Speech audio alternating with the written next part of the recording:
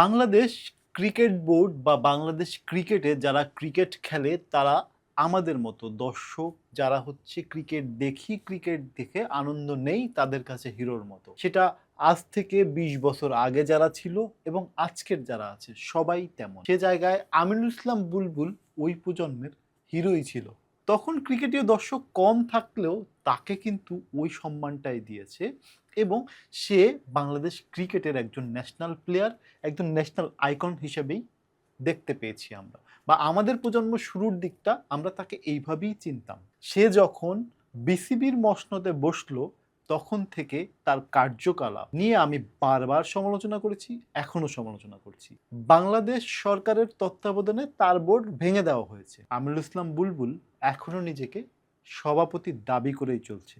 শুধু সেটা টিভি ক্যামেরায় সীমাবদ্ধ বা সোশ্যাল মিডিয়ায় সীমাবদ্ধ এমনটা নয়, সে আইসিসির দরবারে এমনকি হাইকোর্টেও রিট পাঠিয়েছেন তামিমের অ্যাডহক কমিটি অবৈধ ঘোষণার জন্য, এবং আইসিসিও এ বিষয় নিয়ে কথা বলার জন্য আগামী সোমবারে একটা ভার্চুয়াল সভার ডাক দিয়েছেন, যেখানে ওই বোর্ডের সদস্যরাও থাকবে এবং এই বোর্ডের যারা আছেন তারাও থাকবেন। তাদের লিগ্যাল ওপিনিয়নগুলো আইসিসির লিগ্যাল কমিটি শুনবে।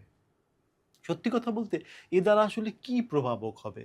বাংলাদেশ কি কোনো নিষেধাজ্ঞায় পড়তে যাচ্ছে? বা বুলবুলের যদি পক্ষে রায় যায় তাহলেও বা কি হবে?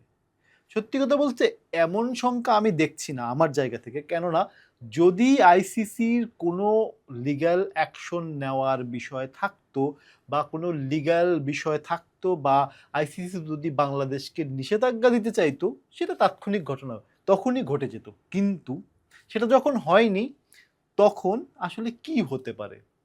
বুলবুল ভাই যেভাবে চিন্তা করেন, বিশ্ব ক্রিকেট বা বাংলাদেশ সেইভাবে চলে না। আপনার দায়টা আপনি এক কথায় স্বীকার করতে পারতেন।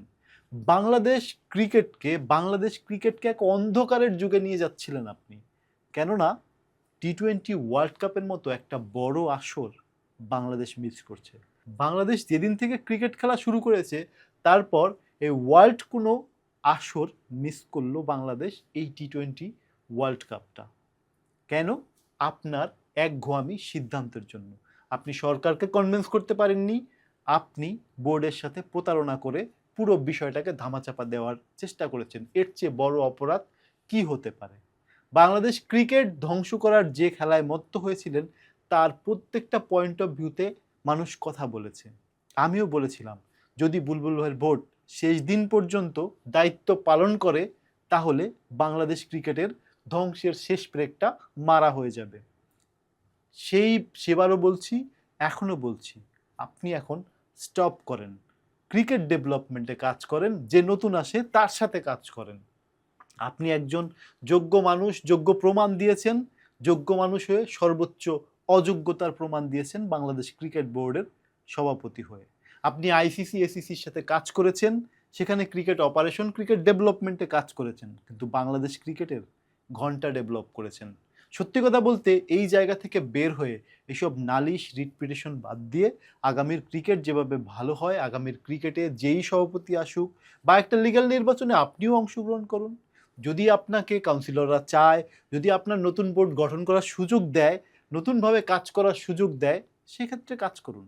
বাংলাদেশ ক্রিকেটের আগামী ভবিষ্যৎ নিয়ে কাজ করলে আশা করি সেটা ক্রিকেটের জন্য মঙ্গল, সেটা ক্রিকেটারদের জন্য মঙ্গল। এবং আমরা যারা দর্শক, তারা আপনাদের রাজনীতি দেখতে চাই না, আমরা চাই মাঠের ক্রিকেটটা আরও বেশি সুন্দর হোক।